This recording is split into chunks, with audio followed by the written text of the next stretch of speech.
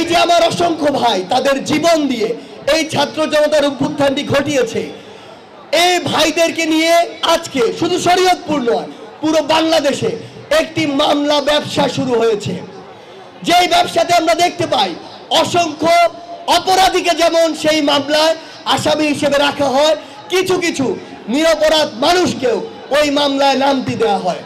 এবং সবচেয়ে গুরুত্বপূর্ণ বিষয়টি হচ্ছে ওই নামগুলো দেওয়া এবং কাটা, এই দুইটি বিষয়কে কেন্দ্র করে লক্ষ লক্ষ টাকার একটি মামলা ব্যবসা শুরু হয়েছে। সেটিকে কি ছাত্র জনতা সমর্থন করে?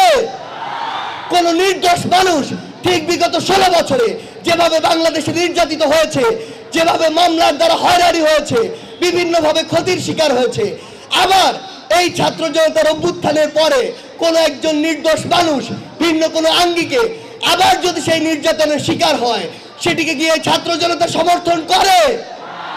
আমরা চাই সকল নির্দোষ মানুষ তার পূর্ণ স্বাধীনতা নিয়ে শুধু শরীয়তপুর নয় বরং পুরো বাংলাদেশে তার যে বিচরণটি সেই বিচরণটি করুক।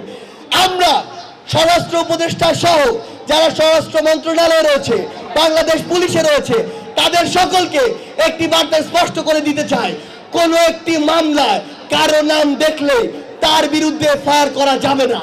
কোনো একটি মামলায় কারো নাম দেখলে তাকে গ্রেফতার করা যাবে না। আগে তদন্ত করতে হবে, তদন্ত সাপেক্ষে তার যদি ওই হত্যায় কিংবা অপরাধে সংশ্লিষ্টতা পাওয়া যায় তারপরে আপনি তাকে গ্রেফতার করুন। তার পূর্বে গ্রেফতার খেলা যাবে না।